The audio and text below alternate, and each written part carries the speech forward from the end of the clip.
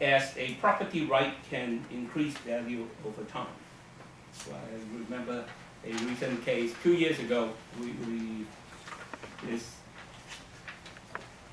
a small clothing manufacturing client. They've had the mark for probably a registration I obtained for them probably 15 years.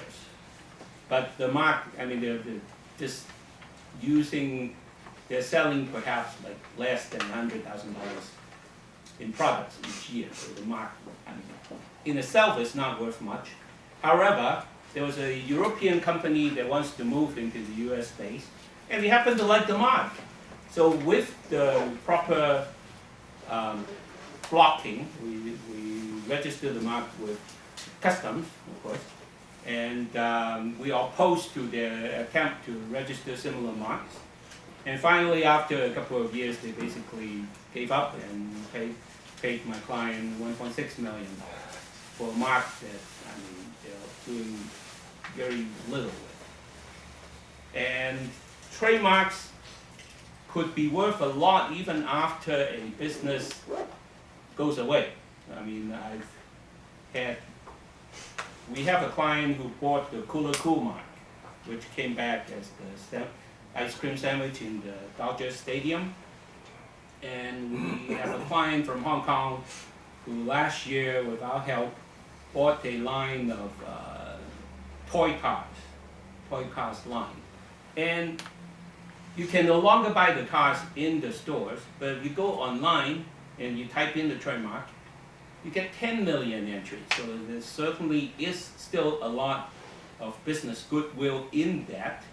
And if you buy that, you could get back into the American market very quickly and still use that residual goodwill. And the good thing is that trademarks, if you properly care for them, they can last forever. Like, I don't know how old the oldest trademark is, and it must be over 100 years. But theoretically, trademarks can last forever. Now with that concludes my presentation, but I do want to remind you that in the green bag, there's a book written by a senior partner called The Manager's Guide to Intellectual Property. It was billed as the easiest to read IP book on the market. Most of the IP books written by lawyers go to 500-600 pages. Nobody reads them. You buy them, put them on the shelf, and forget about them. This book is designed to be written in everyday English and designed to be read in 1 hour. So if you're just sitting in the airport or whatever, you could finish reading the book. And it's designed to have a lot of checklists so that you could go back and refer to them. And of course, we hope that you would have many questions and you would come ask us the questions. And to conclude, I want to introduce you to a free online service that we have created called ipscreen.com. Basically, it is the fastest meta search engine that you could use to pick up the IP owned by companies, by the names. For example, what name should we go with? What's a good one? Wah Long? Huh? Sure. Long.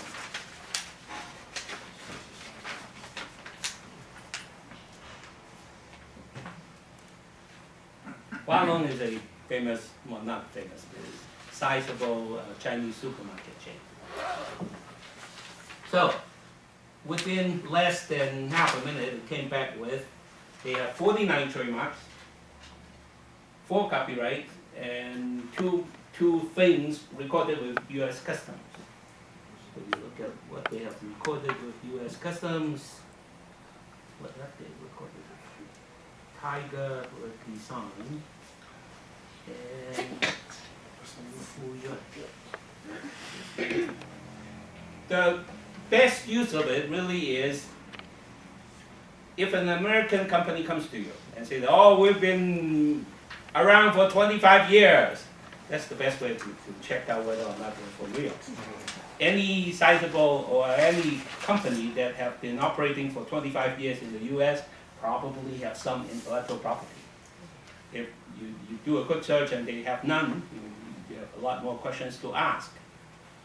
At a trade show, a lawyer comes up to your booth and said that this is my design, take it down or whatever. You can keep them very quickly, keep them honest, punch in the name of his supposed client, and very quickly find out what trademarks, patents they have.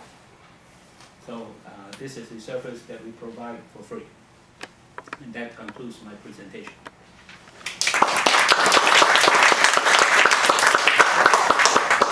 I'd be happy to answer any questions. I have a question.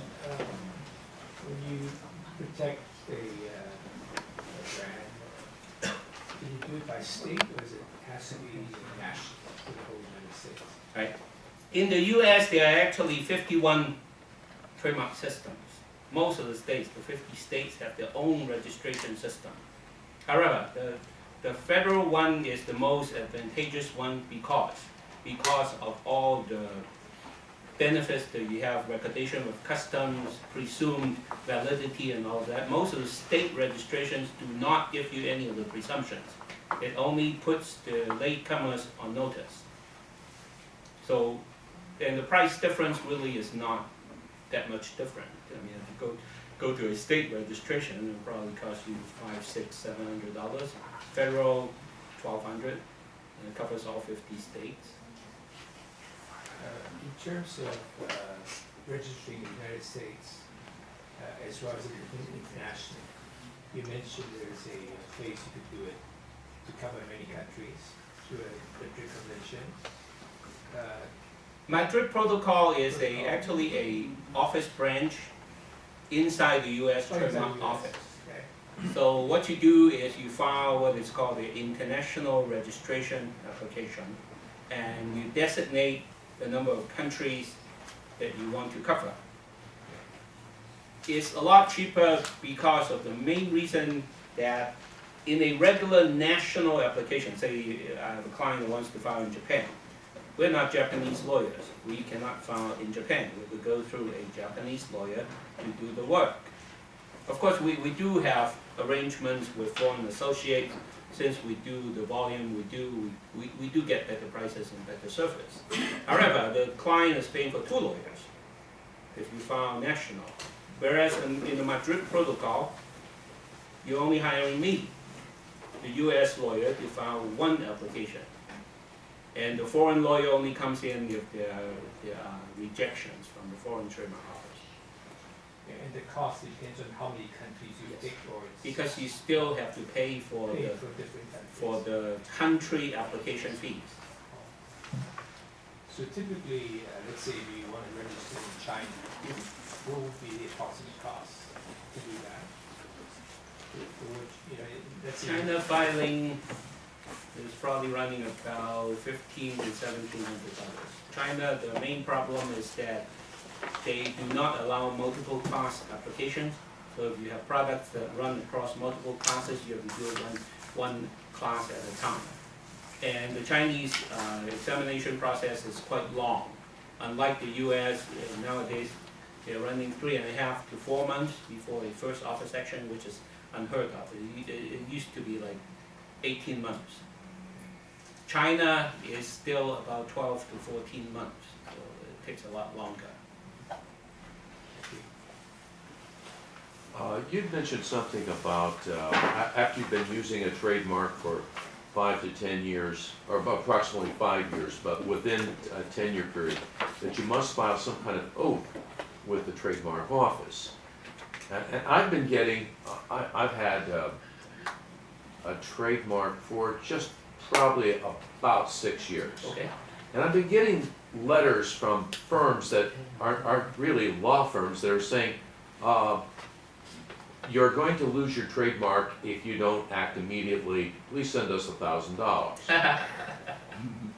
Well, it's like the immigration, notarios in Monterey Park or whatever. I mean, there are a lot of paralegal services that try to get that business, but Basically, for a US trademark registration, between the 5th and the 6th year, you must file a Section 8 affidavit. If you don't file it, they cancel your mark, because of the theory. What is the price for your firm to do something like that? Section 8 probably. We typically recommend that you do both the Section 8 and 15 at the same time. The Section 8 is the continued use declaration, and Section 15 is the incontestability declaration. What it is that if you file that, then the reasons for which people could cancel your mark really becomes minimal. So the two combined runs about $1,000. Government fees is like $300. Is that included in that? Included. Okay.